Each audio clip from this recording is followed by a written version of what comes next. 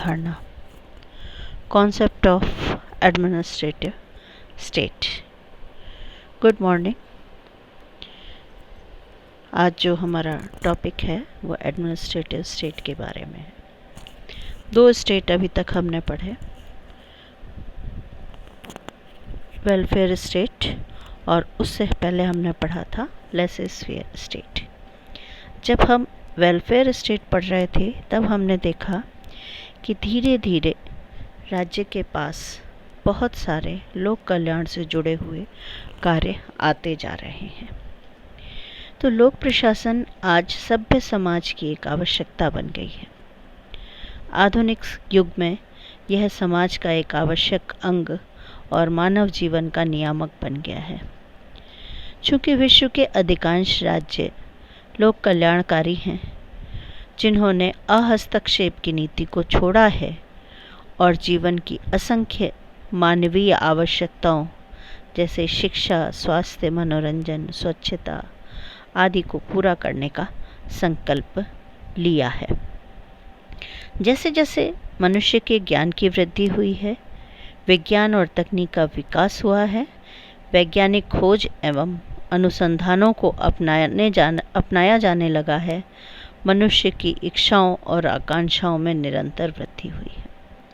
वैज्ञानिक प्रगति, औद्योगिक क्रांति, तकनीकी विकास और जनसंख्या वृद्धि ने राज्य के लिए यह आवश्यक बना दिया है कि मानव के सामाजिक जीवन की जटिल समस्याओं को हल करने में वह अपनी ठोस भूमिका निभाए। आधुनिक युग में विभिन्न कारणों से राज्य के कार्यक्षेत्र में अभूतपूर्व वृद्धि हुई है।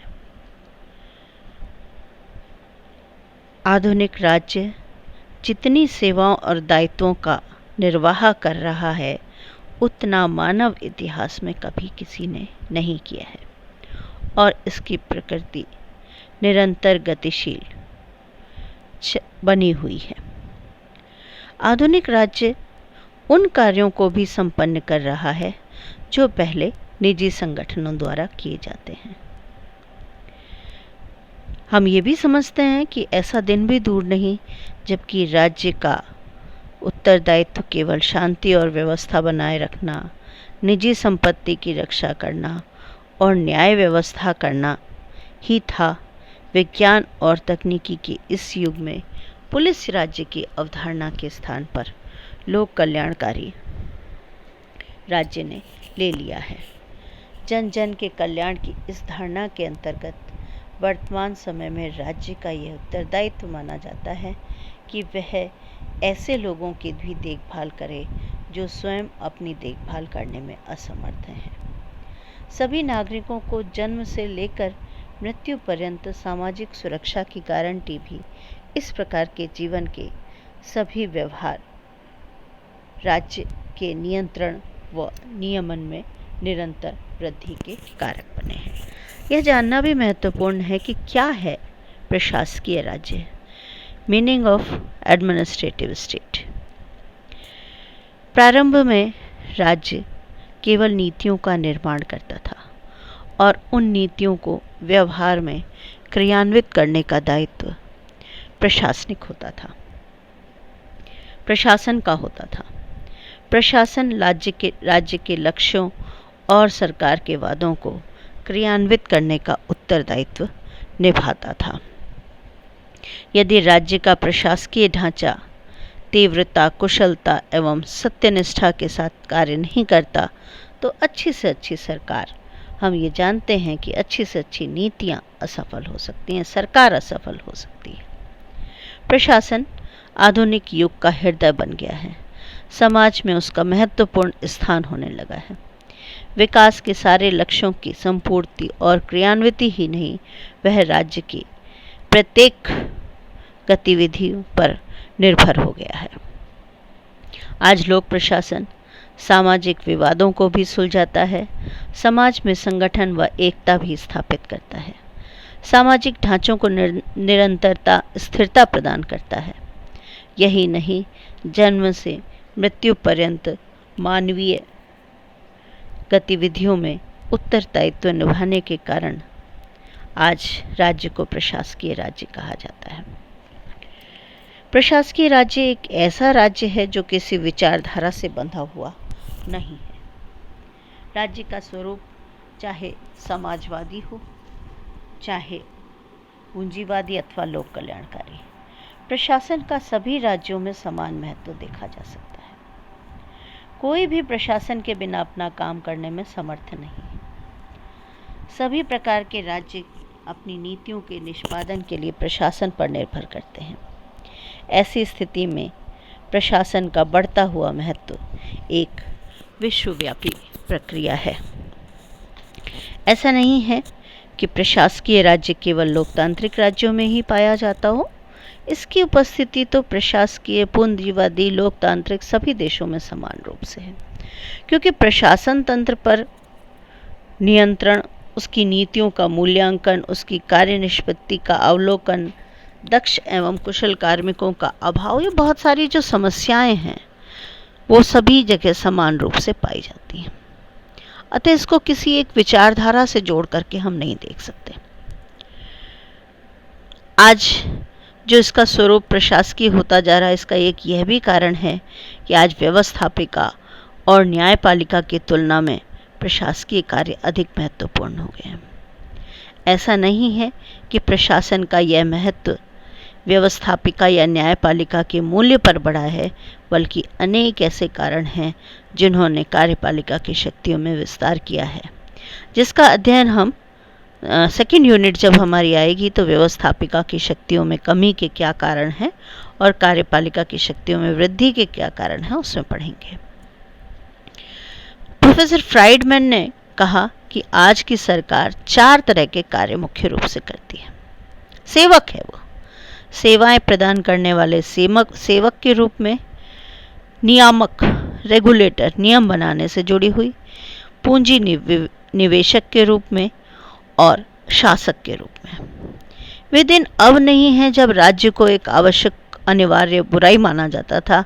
आज हम प्रशासकीय राज्य के युग में रह रहे हैं, जहां जन्म से के पूर्व से लेकर के मृत्यु के पश्चात तक राज्य अर्थात प्रशासन के कार्य महत्वपूर्ण हो गए हैं।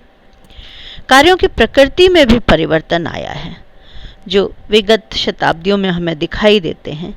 जहां केवल एक कानूनी आदेश देकर के ही कर्तव्य की तीसरी मान ली जाती थी, वहीं आज राज्य कानून को बनाने, कानून को क्रियान्वित करने के साथ साथ अगर उन कानूनों की अवज्ञा की जाती है तो दंड दिए जाने का भी प्रावधान रखा गया है। दंड यद्यपि आज भी दिया जाता है, तथापि वह पहले कार्यवाही न होकर के विकल्प बन गया है। राज्य की गतिविधियों की प्रकृति जो है आज पहले की अपेक्षा अधिक सकारात्मक है। दूसरे शब्दों में हम कहें, प्रजातंत्र में प्रशासन तंत्र पर राज्य इतना निर्भर हो गया है कि उसकी किसी गतिविधि की पूर्णता उसके सक्रिय सहयोग, संकल्पबद्ध प्रयत्न पर वह निर्भर रहता है। राज्य की गतिविधियों एवं कार्यों पर प्रशासन इस कदर छा गया है कि आधुनिक राज्य प्रशासनमय लगने लगा है। इसलिए इसे प्रशासकीय राज्य, प्रशासनिक राज्य कहा जाता है। ऐसा राज्य जहां प्रशासन का प्रभुत्व हो, प्रशासकीय राज्य के नाम से जाना जाता है। प्रशासकीय राज्य के विकास के लिए कुछ प्रमुख कारण रहे हैं, जिन पर भी हम चर्चा करना जरूरी समझेंगे। 18वीं शताब्दी में औद्योगिक क्रांति हुई। 1930 की जो औद्योगिक क्रांति है वो बहुत ही प्रमुख रही।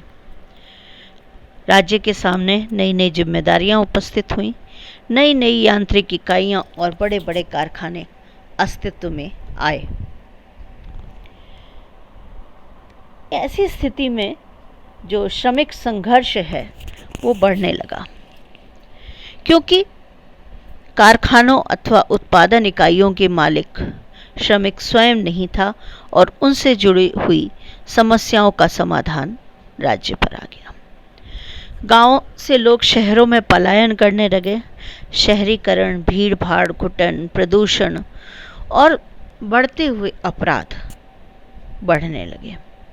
श्रमिकों के कल्याण के लिए राज्य ने उद्योगों का संचालन करना शुरू किया।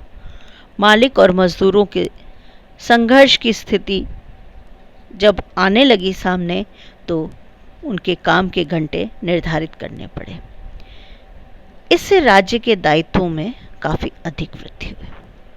दूसरी बात जो कही गई वो सरकार का बढ़ता हुआ स्वरूप, वृहत सरकार, बिग गवर्नमेंट। औद्योगिक क्रांति से संबंधित कारणों से राज्य और सरकार के दोनों के ही कार्यों में वृद्धि हुई। शहरीकरण, भीड़ भाड़ और प्रदूषण जैसी समस्याओं के विभिन्न पक्षों के समुचित समाधान व्यक्तिगत स्तर पर संभव नहीं हो सकता था। अतः सरकारी स्तर पर इन समस्याओं का हल ढूंढना आवश्यक हो गया। राज्य में नए नए विभागों का निर्माण हुआ और पहले की अपेक्षा कई गुना अधिक व्यक्ति राजकीय सेवाओं में भर्ती करने पड़े। औद्योगिक क्रांति की जटिलताओं ने बड़ी बड़ी सरकारों को भी जरूरी बना दिया। आज हम धीरे धीरे देख रहे हैं सरकारी कार्यों में निजीकरण बढ़ने लगा है। लेकिन ये जो हम समय की बात कर रहे हैं, लोक कल्याणकारी राज्य के विकास के बाद, तो सरकार का स्वरूप अपने आप विस्तृत होने लगा। मंत्रालयों का जो स्वरूप छोटा होता था वो बड़ा होने लगा। बहुत सारे नए मंत्रालय बने। हम एक नया मंत्रालय पढ़ेंगे, फर्स्ट ईयर में हमने पढ़ा उसको, कार्मिक, लोक शिकायत और पेंशन मंत्रालय। 3 विभागों से जुड़े हुए कार्यों को ये एक मंत्रालय निपटाता है। तो सरकार विस्तृत होती चली गई। गृह मंत्रालय बहुत सारे कार्यों को पूरा करता है। तीसरा जो उत्तरदायी कारण था वो आर्थिक नियोजन, इकोनॉमिक प्लानिंग। औद्योगिक क्रांति के बाद जब आर्थिक क्षेत्र में नियमन की आवश्यकता हुई तो हमने इकोनॉमिक प्लानिंग को अपनाया। कच्चे माल का आयात करके उसके सही वितरण और नियमन का दायित्व भी राज्य के ऊपर आ गया।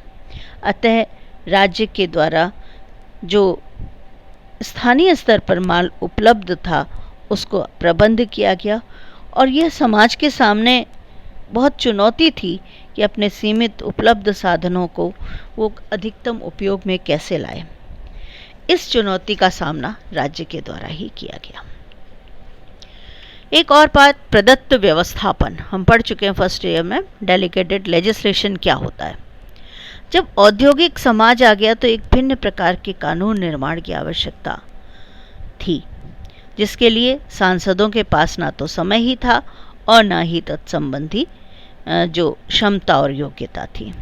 अतः विधानमंडल में सामान्य कानून तथा सामान्य नीति का निर्धारण कर दिया जाता था और निहित व्याख्याएं अथवा प्रस्तावित कानून की बारीकियों को प्रशासन के लिए छोड़ दिया जाता था, जो प्रदत्त विधायन के अंतर्गत की जाती थी। व्यवस्थापिका के पास विशिष्ट ज्ञान का अभाव होने के कारण नीति निर्माण का जो दायित्व व्यवस्थापिका का था वह कार्यपालिका को करना पड़ा। इससे प्रशासन तंत्र पर कानून निर्माण का नया दबाव आ गया।